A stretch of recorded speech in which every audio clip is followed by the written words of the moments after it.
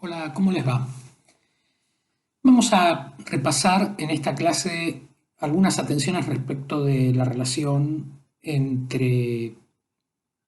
los modelos materiales como instrumento de traducción de los comportamientos de la forma arquitectónica a un tipo de trabajo fundamentalmente analítico, pero también proyectual, que va a tratar de acompañar el proceso que están haciendo ustedes en este momento respecto del desarrollo de los trabajos prácticos, pero también va a tratar de encuadrar el problema del empleo de los modelos materiales en el trabajo de los arquitectos en términos un poquito más generales y abarcativos, como instancia sobre todo de mediación entre las instancias del uso de la representación vinculadas un poco más a las operaciones gráficas y la oportunidad que se presenta cuando se introduce el trabajo sobre los modelos materiales bajo la forma de las maquetas en particular. En este curso, en esta unidad, básicamente lo que vamos a tratar es de enfocar en este ejercicio de construcción de modelos materiales, justamente hacer un recorrido que vaya de la pieza al envolvente, del envolvente al espacio, ¿no? Como de alguna manera avanzar en un proceso constructivo, en un proceso de combinación y acumulación de materiales que vaya pasando de lo completamente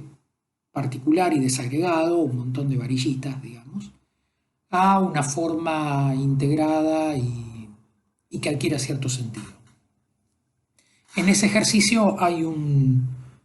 interés, además, en que ese trabajo sea colaborativo y que cada uno de ustedes construya un modelo, pero que a la vez ese modelo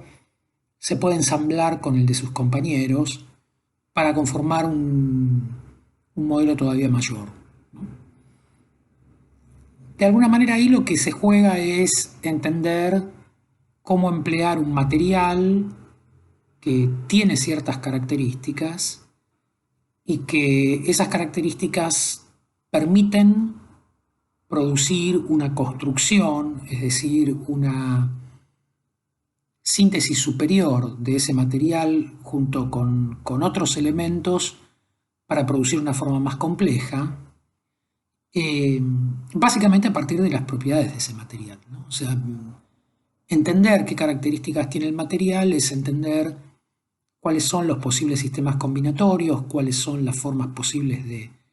producir juntas, cuáles son las formas posibles de producir incrementos de rigidez, mayor capacidad de soporte, etcétera. Y en este sentido, la investigación que supone el ejercicio es fundamentalmente avanzar en la comprensión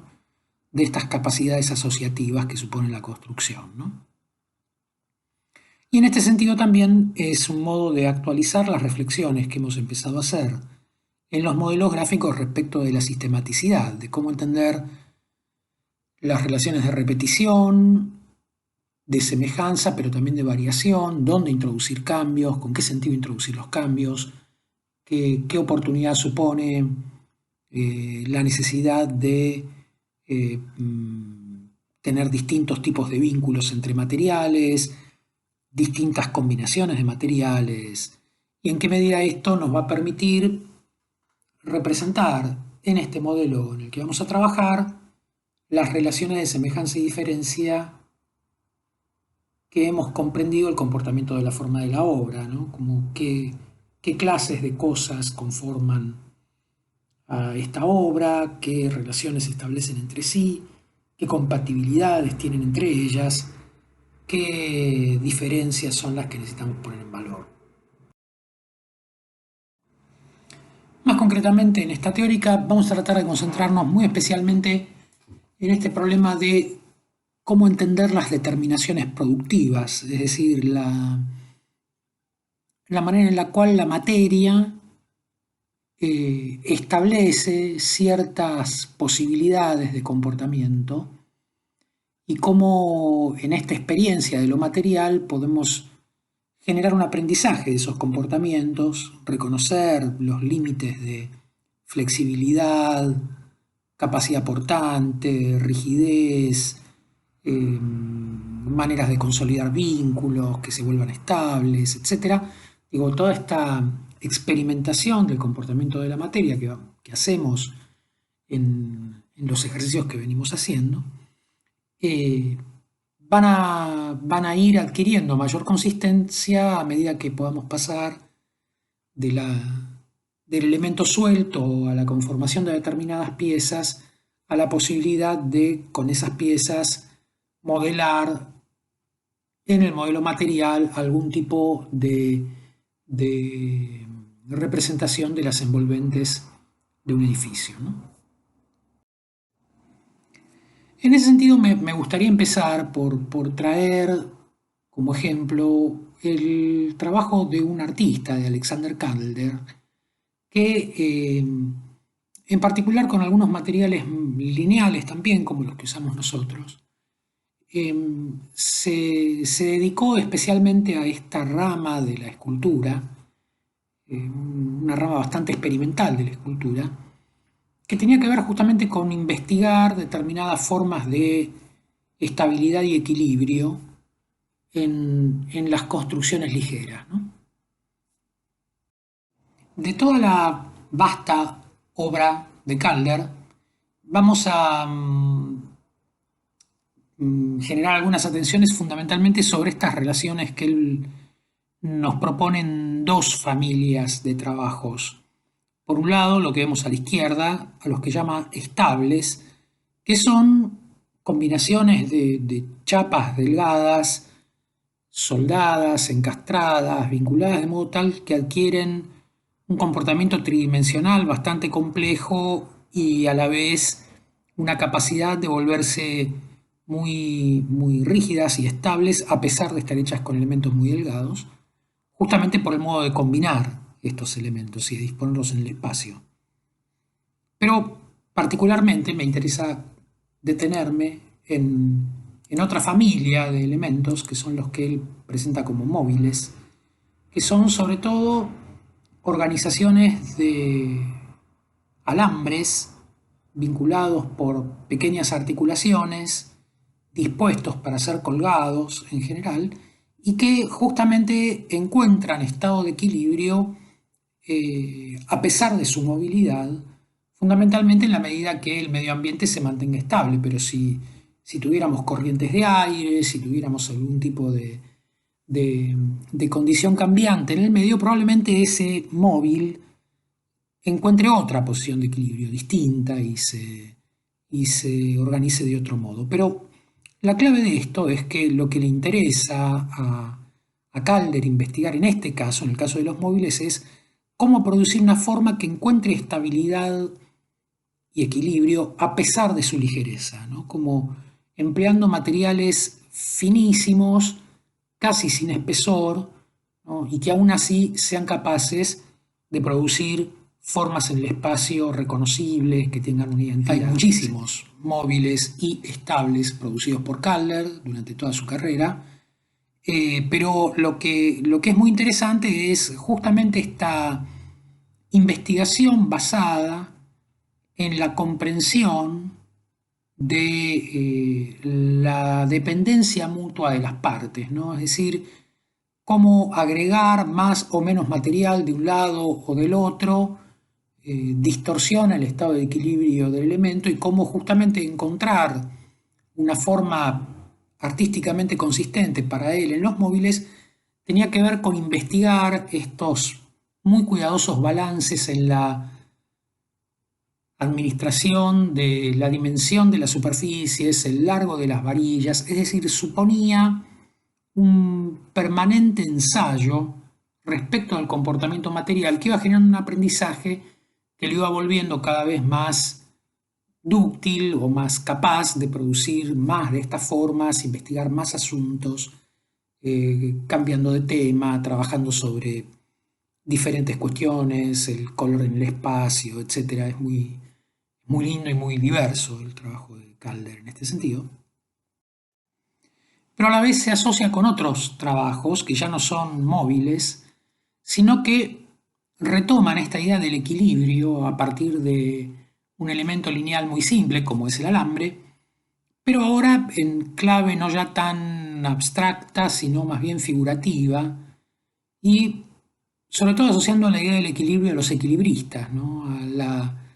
A la representación de todas estas experiencias y memorias de la vida del circo, que generó un enorme interés en toda su carrera, y que además en particular tiene que ver con cómo producir que el equilibrio representado de los equilibristas en el circo se vuelva ahora inherente a la propia construcción del modelo tridimensional, es decir,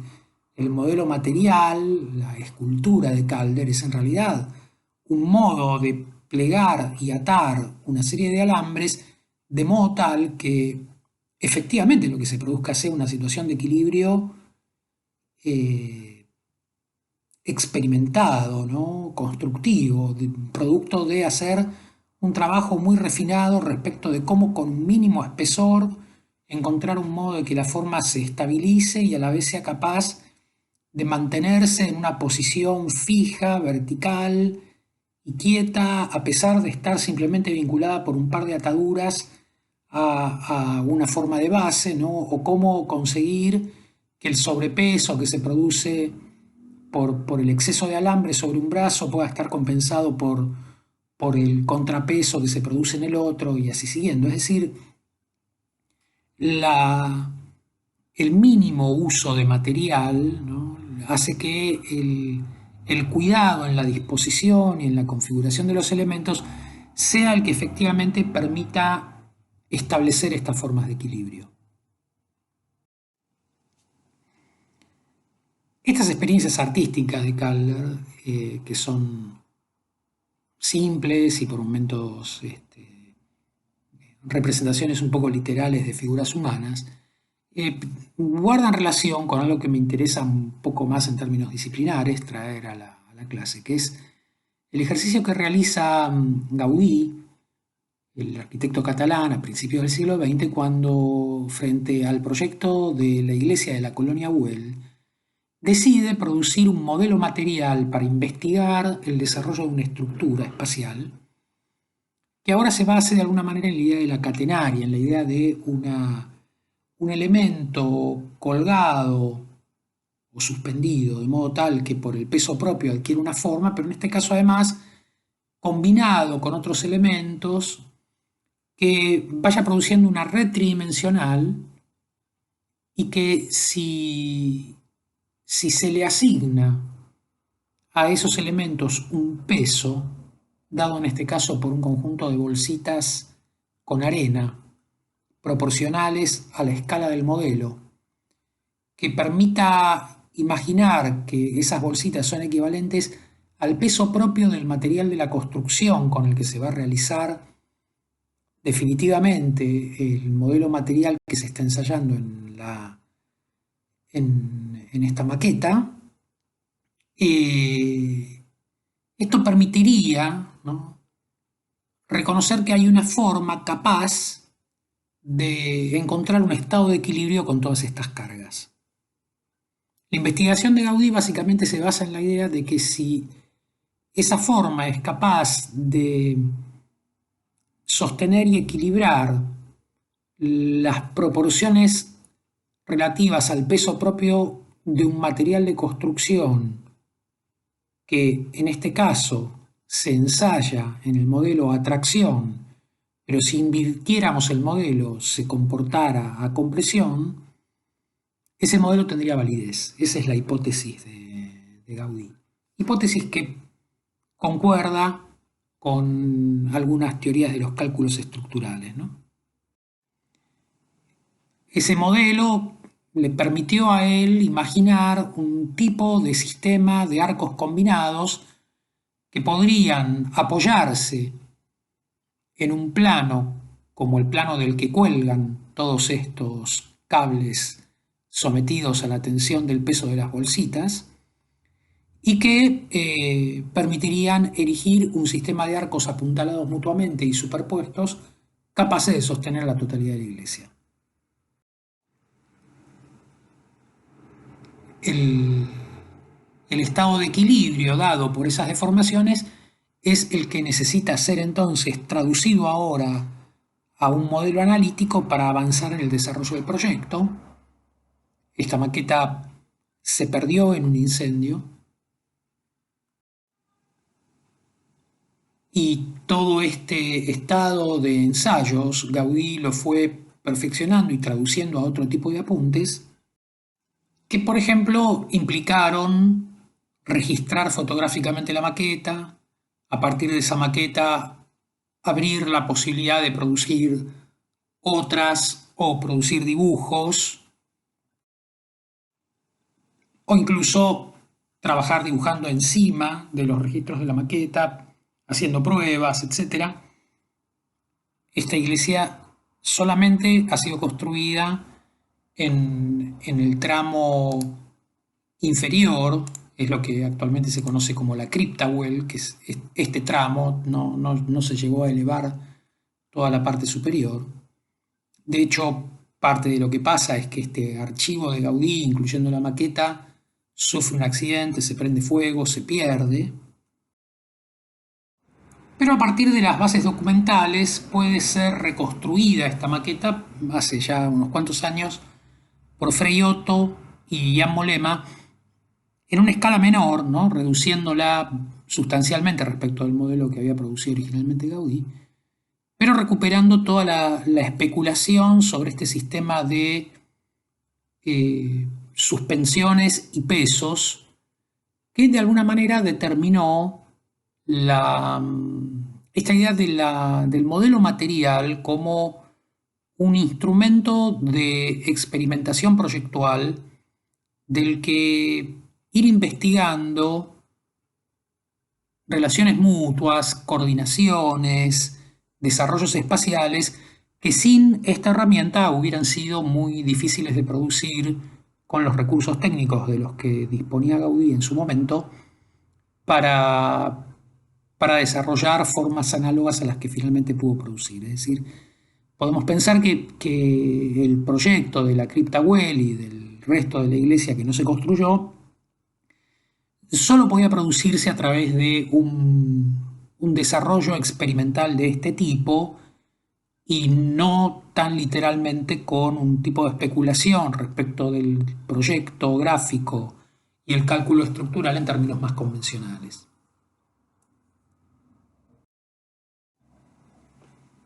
Interesa entonces reconocer que hay algo del problema de la materialización de la forma y de la experiencia del modelo material que justamente habilita un campo de aprendizaje que no tiene que ver exclusivamente con poder ilustrar o volver visible ideas que uno comprende o ya de alguna manera ha determinado analíticamente que supone que son de cierta forma, sino que de alguna manera lo que aparece como experiencia el modelo material es justamente el descubrimiento del comportamiento de la materia, ¿no? En los ejercicios de Calder con los alambres, en los ejercicios de Gaudí con las cuerdas y los pesos, ¿no? Aparece un modo de investigar qué puede hacer el material y cómo eso puede determinar la mejor oportunidad de darle forma. Y este es un poco el tema que nos gustaría reforzar, ¿no? Cómo establecer estas relaciones entre el modelo digital y el modelo material, como si cada uno tuviera determinadas virtudes y determinadas capacidades de aprendizaje y de reflexión, y que en ningún caso, ni uno ni el otro, operan exclusivamente como un modo de ilustrar ideas, sino que cada uno supone un campo de investigación y de descubrimiento de, de atributos de la materia y de los modos de representarla y organizarla que son inherentes a la arquitectura. Para avanzar en este ejercicio me gustaría repasar rápidamente un par de maquetas de cursos anteriores hechas con otros grupos de estudiantes sobre otros casos, pero que de alguna manera, sobre todo, creo, nos pueden servir para entender esta relación de mutua afectación entre los modelos desarrollados por cada uno de los estudiantes y el efecto del conjunto ensamblado, ¿no? Por ejemplo, podríamos partir de este ejercicio, que es el de traducir el comportamiento de un piso de una obra de Alvar Aalto, que tiene que ver con determinado modo de entender la geometría general de la delimitación de la forma, entender que hay una modulación de los pisos que tiene que ver con alternar eh, cortes de piedra de determinado tamaño, pero a la vez también producir determinados escalonamientos en ese piso, que sobre ese sistema modular se desarrolla una estructura primaria que es capaz de sostener una organización de bóvedas, en este caso bajo la forma de arcos que van cambiando de tamaño progresivamente, un poco por este efecto como de una forma de embudo que no solo afecta a la planta, sino también a la sección, y que entre esos sistemas de arcos se ordena un sistema de claraboyas corridas de punta a punta que producen un escalonamiento en la cubierta y que a la vez eso aparece rodeado de una fachada que tiene determinadas características de hiladas, de piedras de revestimiento, etc. Todo eso combinado, ¿no? Nos permite ver no solo lo que supone la compatibilización de, de esas lógicas organizativas entre sí, el problema de cómo se asocia el pliegue del envolvente y los sistemas de estas claraboyas largas con esta especie de serrucho de arcos de la cubierta y se va sosteniendo y apoyando en estos arcos que se disponen regularmente en el interior de la iglesia, sino también, digo, no solo esas concordancias, sino también lo que tiene de específico cada uno, cómo se relaciona el sistema de revestimiento de la fachada, por ejemplo, con la modulación. De la misma manera podríamos pensar en cómo otro edificio destinado al culto, proyectado por Otto Wagner a principios del siglo XX en Viena, ¿no? Se organiza como un espacio central hecho de 4 arcos que sostienen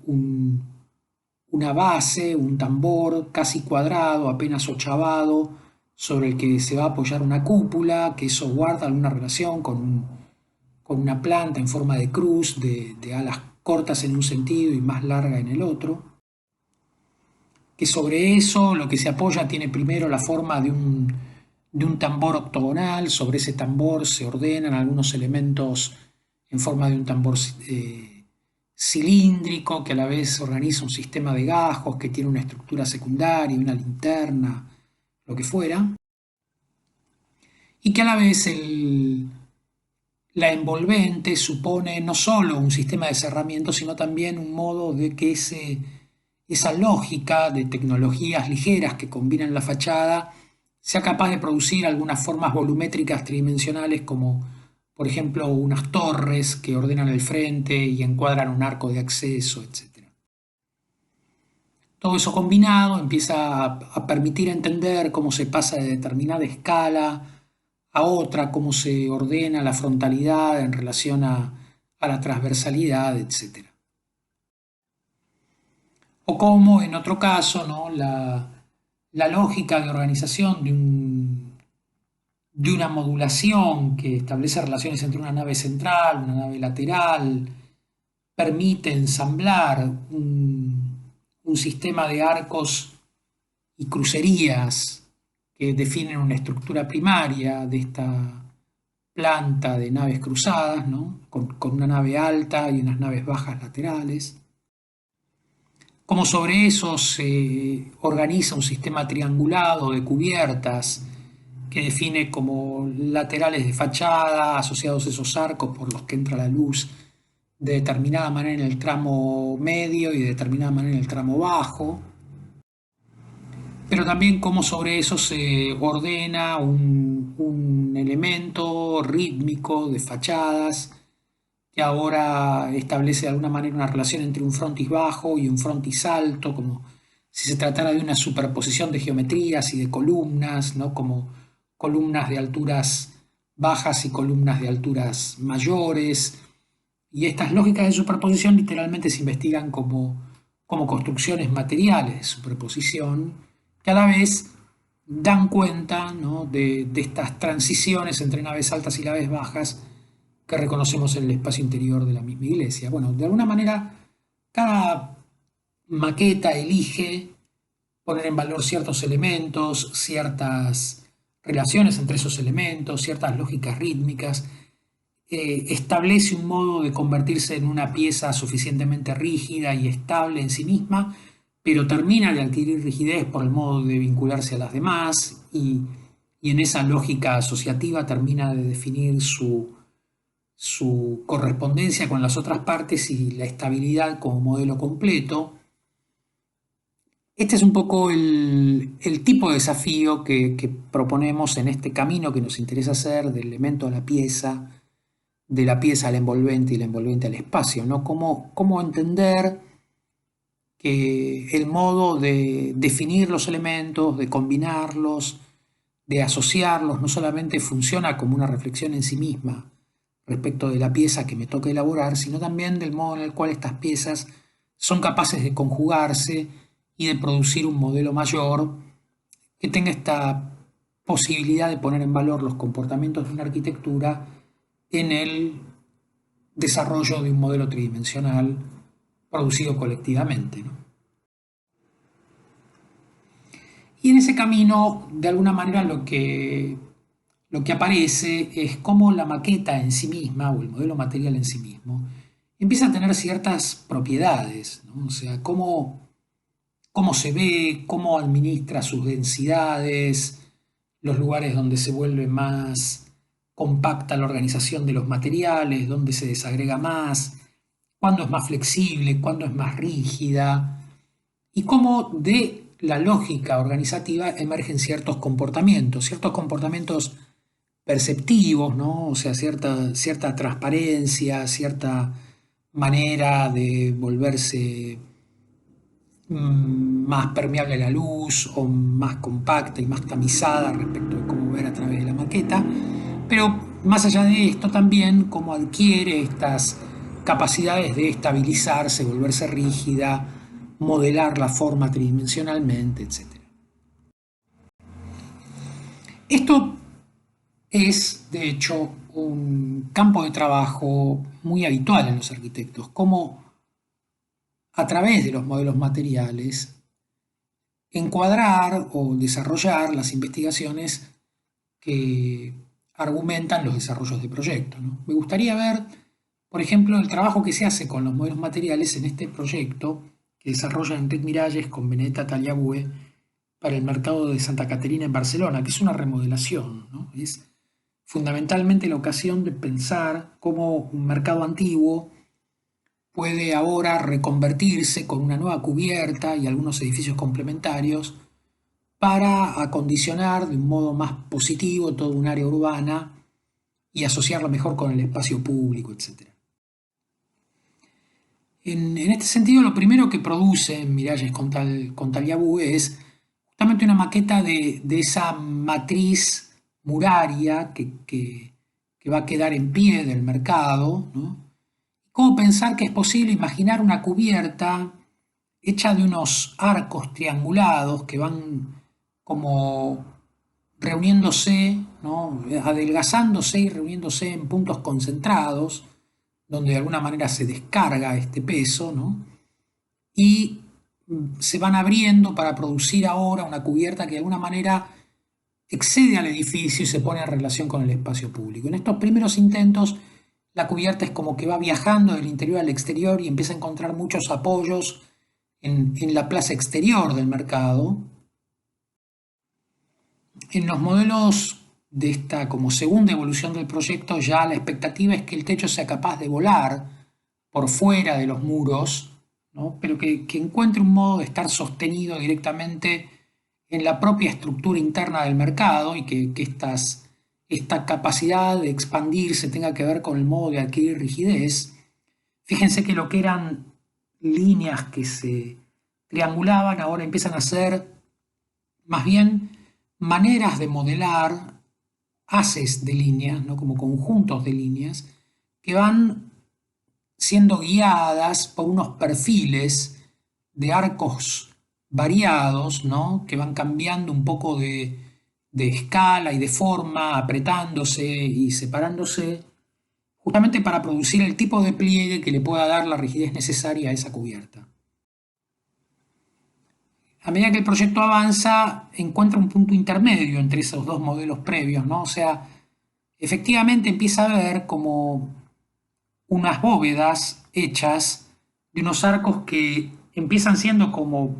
anchos y no muy altos y se van comprimiendo y elevando y se vuelven a expandir después. Y ese proceso como de compresión acompaña ahora a unos intermedios que funcionan más bien al revés, resolviendo un poco este problema de la triangulación, donde se concentran efectivamente apoyos en columnas que viajan como de frente a fondo a través de unas vigas larguísimas de muy grandes luces que, como no pueden estar sostenidas exclusivamente en estos apoyos, empiezan a estar colgadas en el tramo intermedio de unos arcos que ocupan el centro del espacio, ¿no? Entonces hay apoyos en forma de columna en los extremos,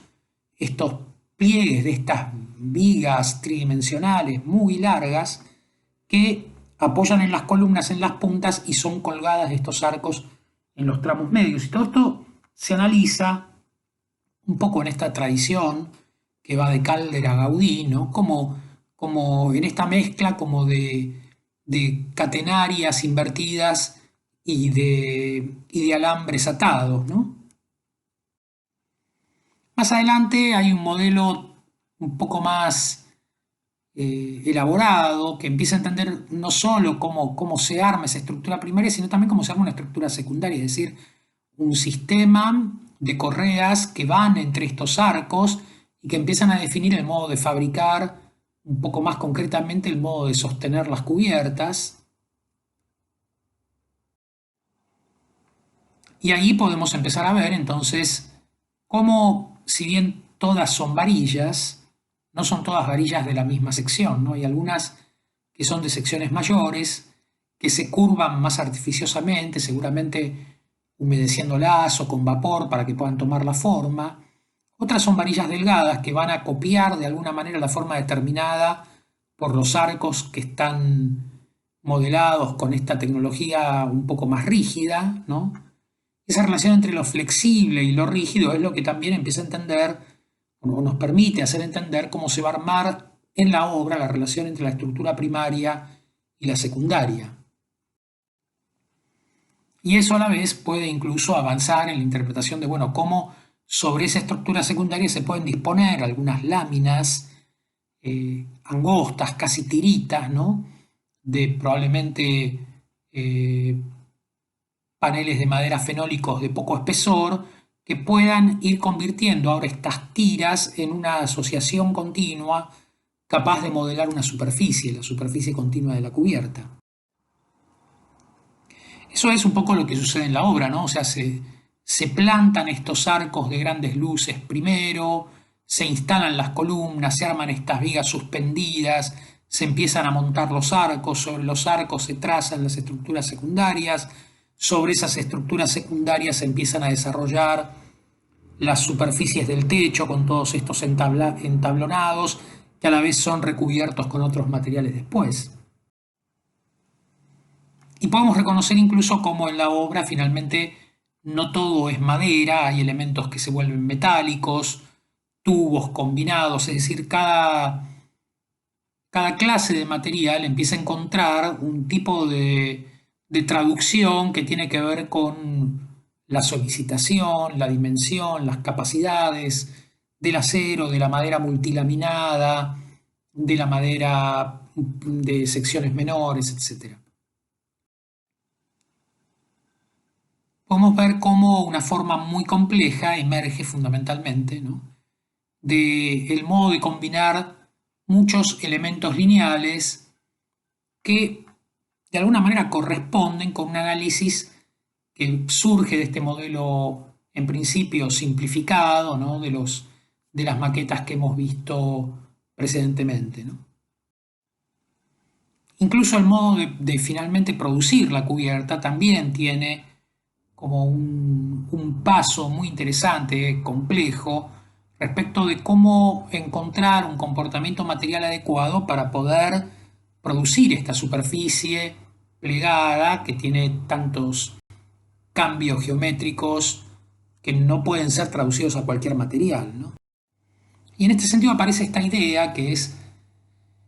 la tradición que experimentó muy especialmente Buckminster Fuller en el desarrollo de sus cúpulas geodésicas, pero también de su manera de producir un mapa del mundo que pueda a la vez conformarse como una especie de esfera o en todo caso de volumen equivalente al globo terráqueo, donde justamente esa superficie de la esfera aparece descompuesta en elementos geométricos planos más simples, como cuadrados y triángulos, que a la vez están hechos de sistemas cuadriculados simples, ¿no? Y sobre eso se va produciendo como un modo de proyectar las superficies de los continentes y encontrar un modo de que no haya desvíos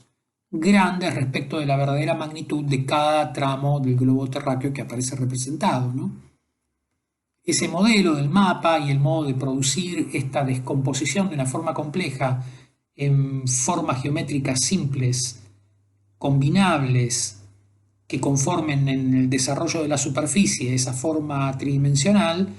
es conocido en general como teselado, ¿no? Es decir, como el modo de producir con un montón de teselas. Las teselas son las piecitas con las que se hacen los mosaicos, una forma compleja desarrollada en el espacio, ¿no? Llamamos teselas a este tipo de elementos, los elementos que se hacen como de pequeñas piecitas que se van combinando para producir formas más complejas, sean los mosaicos del antiguo Bizancio, digamos, o mosaicos de la tradición modernista catalana, o patrones en figuras de superficies, o incluso modos de producir elementos plegados tridimensionales. Justamente la solución de la cubierta en el mercado de Santa Caterina tiende a producir este tipo de razonamiento, que es formas geométricas que tienen cierta complejidad, ¿no? Como empiezan a ordenarse en la cara interna, es decir, en el cielo raso, como un sistema de tablas de madera que veíamos antes en los interiores, que van siguiendo determinada geometría para poder adoptar de alguna manera la curvatura necesaria, pero en la cara superior, por ejemplo, empiezan a adoptar esta expresión como de hexágonos, que, que son formas adicionadas, ¿no? Como revestimiento, que permiten ir modelando la continuidad de la superficie, pero que a la vez cuando los vemos, cada hexágono está hecho en realidad de un número bastante grande de otros hexágonos que son piezas cerámicas cortadas con esa forma, justamente para tender un poco a la redondez y no a la forma cuadrangular, para que al plegarla la punta no se vuelva tan expresiva en el pliegue y no queden tan salidas las puntas de los cuadrados y empiecen a marcar los saltos, ¿no? Vemos en este caso cómo la adaptación de las piezas al pegarlas va produciendo como unas pequeñas, ¿no? Unos pequeños saltitos en los acomodamientos, pero justamente el teselado, la descomposición de esa gran superficie, primero en estos hexágonos mayores y después en este conjunto de revestimientos que conforman esos hexágonos, pero que permiten tomar de alguna manera la curvatura de la superficie, desagregándola en elementos cada vez más chicos, es lo que hace que finalmente pueda percibirse como una superficie al mismo tiempo muy continua y al mismo tiempo de un modo interesantemente variado, no solo cromáticamente, sino por las pequeñas variaciones de la incidencia de la luz sobre cada una de las cerámicas y el modo en el que brilla o toma. La idea de que la construcción es una permanente reflexión sobre cómo producir elementos agregativos que van adoptando formas mayores de complejidad a medida que se sintetizan en formas mayores, como pasamos de los elementos sueltos a las piezas y de las piezas a las envolventes, etc., está todo el tiempo interrogada por cómo conceptualizarla, imaginarla y qué tipo de relación establecemos entre la materia y la geometría para hacer esos razonamientos, ¿no? Si en la cubierta de Santa Caterina el modo de modelar esas bóvedas del lado inferior tenía que ver con cómo poner una tabla junto a la otra, copiando de alguna manera el recorrido de los arcos, y el lado superior, cómo combinar todas esas piezas hexagonales para producir de alguna manera el revestimiento de la cara externa. En el trabajo de Josep Ferrando, a través de los modelos materiales, otro arquitecto catalán contemporáneo, se vuelve muy interesante que él adopte el criterio de que sus modelos materiales reflexionen un poco sobre esta relación entre la síntesis geométrica y el comportamiento de la materia. Por ejemplo, imagina el Palacio de Deportes de Tarragona fundamentalmente como un espacio que se escalona, que se vuelve alto en determinado momento y bajo en otros, que de alguna manera ponen en relación estas tres alturas, ¿no? Pero como si se tratara de una cinta continua que se va plegando y replegando de modo distinto y que por momentos es justamente más continua en una dirección, por momentos en otra, por momentos se disocia y produce escalonamientos, etc. Eso tiene que ver con cómo usar planchitas de madera y fabricar este tipo de articulaciones que puede permitir pensar justamente en este tipo de comportamiento como que va de la lámina a la cinta, ¿no? Para otro proyecto, una casa en este caso, reaparece ese tipo de especulación, pero además aparece vinculado como al problema de cómo adelgazar esa cinta o ensancharla e ir pasando como de la dimensión de la viga a la del tabique de un nivel, a la del tabique de dos niveles, ¿no? Que por momentos se vuelve coplanar y abre con el problema de escalonar en una dirección, en la otra, encontrar el modo de que un pliegue en el espacio se mantenga suspendido por el modo en el que apoya en otro pliegue que está más abajo, y encontrar un modo de justamente mantener en el aire una forma por la manera de derivar las cargas en esta continuidad de láminas, y eso puede ser estudiado en el modelo material. Cuando el modelo material adquiere estabilidad, es posible imaginar que eso quizás se pueda traducir al hormigón y se pueda hacer calcular por un ingeniero, ¿no? Es decir, empieza a haber una capacidad de investigar que vincula la experimentación con el modelo a escenarios que van adquiriendo verosimilitud y que pueden ser después validados o terminados de desarrollar con otro tipo de herramientas. La misma casa puede ser estudiada ahora ya tratando de poner a prueba otro tipo de relaciones, ¿no? Como ya piezas de madera cortadas de otro modo, macizas, que entiendan un poco más el comportamiento de los elementos cerrados y los abiertos en la casa, ¿no? O como, por ejemplo, volviendo sobre estas piezas de madera, ahora aparece un modo de investigar la forma de una escuela primaria a partir de producir toda una serie de secciones de placas de madera que van cambiando de alguna manera su configuración y permitiendo entender cómo pasar de una terraza a una terraza escalonada que se vincula con un patio que llega hasta abajo o que se mantiene alto, etcétera, básicamente con un problema de la variación o repetición de una forma de imaginar la sección transversal del edificio, ¿no? O cómo estos elementos lineales pueden encontrar cierta capacidad de convertirse en estructuras tridimensionales por el modo de disponerse en una dirección, en otra, trabarse y derivar sus cargas mutuamente, etc. El modo de probar, ¿no?, la capacidad de esta estructura de volverse estable, como sucedía con la obra de Gaudí, como sucedía con la obra de Miralles y Tagliabue, tiene que ver con que el modelo empiece a producir un tipo de respuesta verosímil a partir de encontrar una correspondencia de escala, de rigidez, de comportamiento material, que haga que el correcto funcionamiento del modelo opere un poco a modo de pista de la oportunidad de la solución estructural del proyecto. En la casa en San Cugat, por ejemplo, aparece esta manera de investigar la oportunidad de que la casa vincule de alguna manera elementos lineales con elementos laminares, con elementos casi volumétricos, y cómo todo eso puede ser ensayado con una construcción de madera.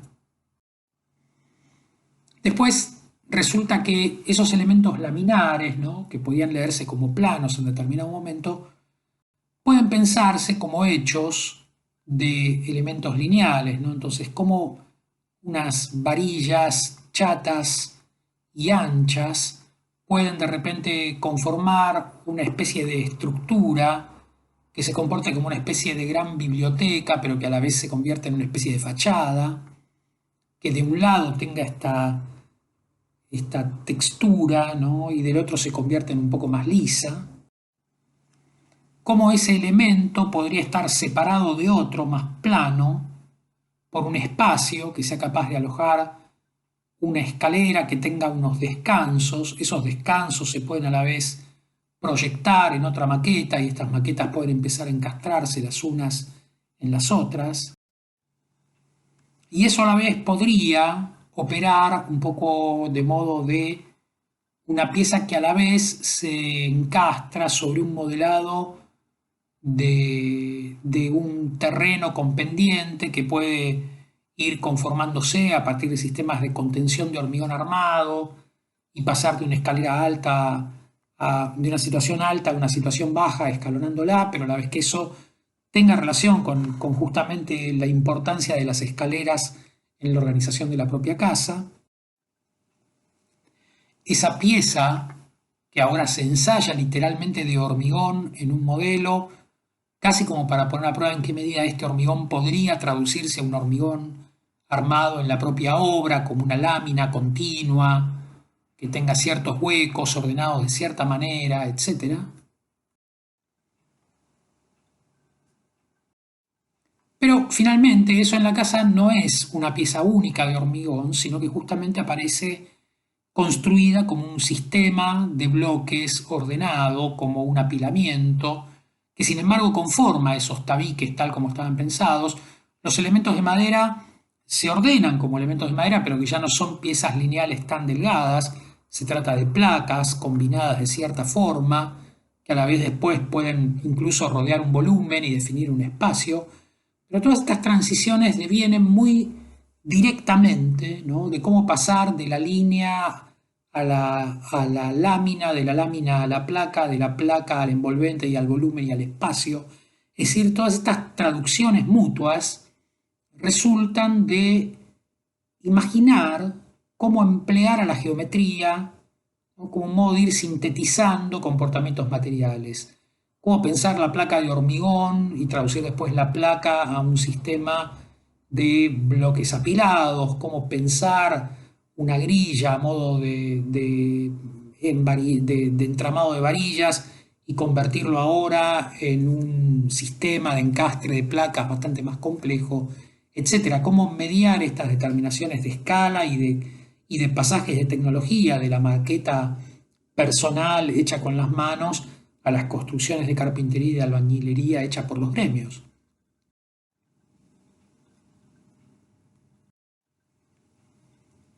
De la misma manera, otro proyecto puede pensarse como un sistema de planos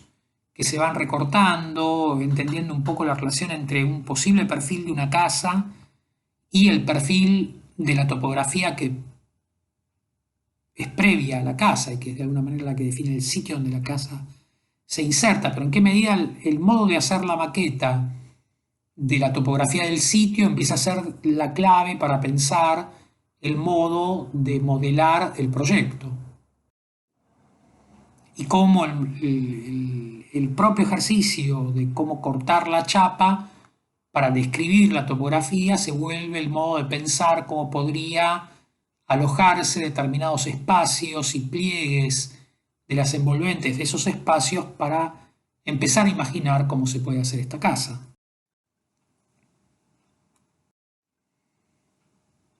Lo que en principio aparece pensado como un sistema de secciones paralelas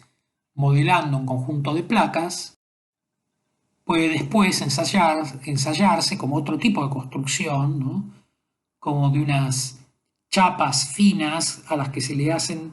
unos troquelados que permiten plegarlas y empezar a entender la continuidad y discontinuidad de los pliegues como maneras de modelar ahora un poco más precisamente las superficies que van a definir las envolventes de la casa.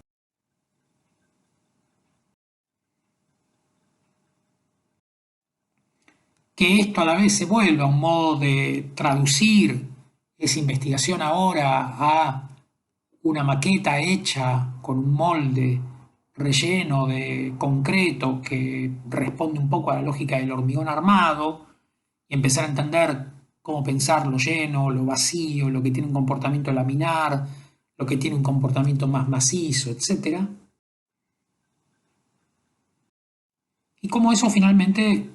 se traduce a una tecnología de construcción de la casa que efectivamente se construye como una serie de planos paralelos, portantes, que tienen la capacidad de sostener unas láminas de hormigón entre esos planos que corren de frente a fondo y que en esos pliegues alojan la relación entre cubiertas, espacios interiores, patios y el modo de asociarlo con la topografía de la casa.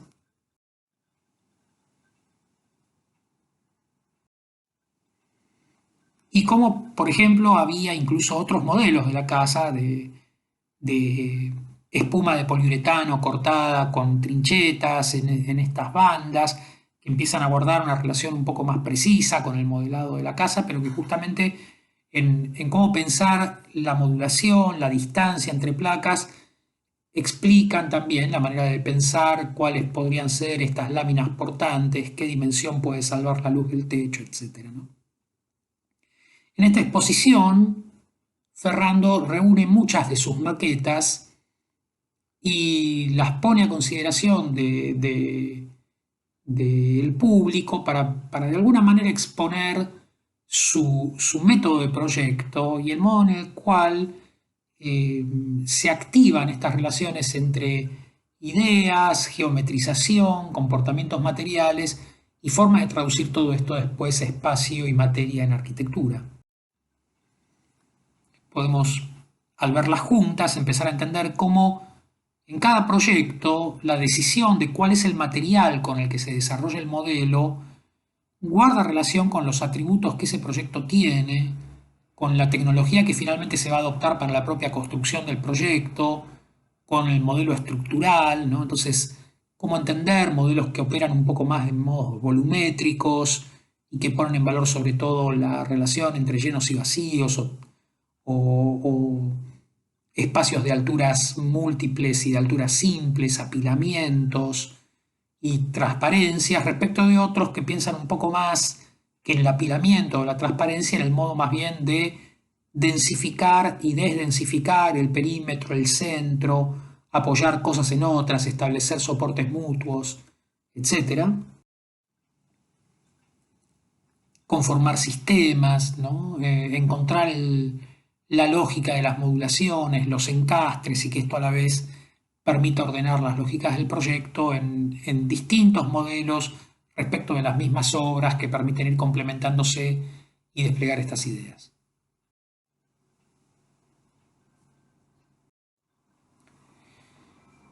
Este trabajo que de alguna manera me interesa entender que va como de la línea a la superficie, de la superficie al volumen, pero sobre todo de la geometría a la materia y de la materia al espacio, ¿no? Y a las envolventes. De nuevo, me gustaría repasarlo en un último proyecto, el proyecto de la Biblioteca Pública Municipal para Palafols de Mireles Italiabue, que empieza con estos modelos donde pareciera que el espacio puede ser reducido a un sólido, ¿no? Como si uno pensara que la biblioteca es como un espacio que se pliegue y que tiene esta forma un poco abovedada, ¿no? Pero a la vez escalona.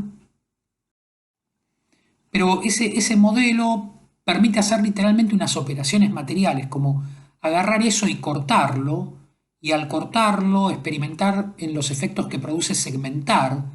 lo que estaba junto y esos desplazamientos como oportunidades de imaginar, por ejemplo, entradas de luz, cómo eso puede guiar a traducirlo ahora de volumen a más bien un sistema de bóvedas, de superficies y de láminas que permiten entender que se va a modelar el suelo de cierta forma, que esas láminas tabiques van a permitir el paso del interior al exterior en la biblioteca, que las cubiertas que eran bóvedas se pueden descomponer en arcos y bóvedas de superficie contenidas entre esos arcos,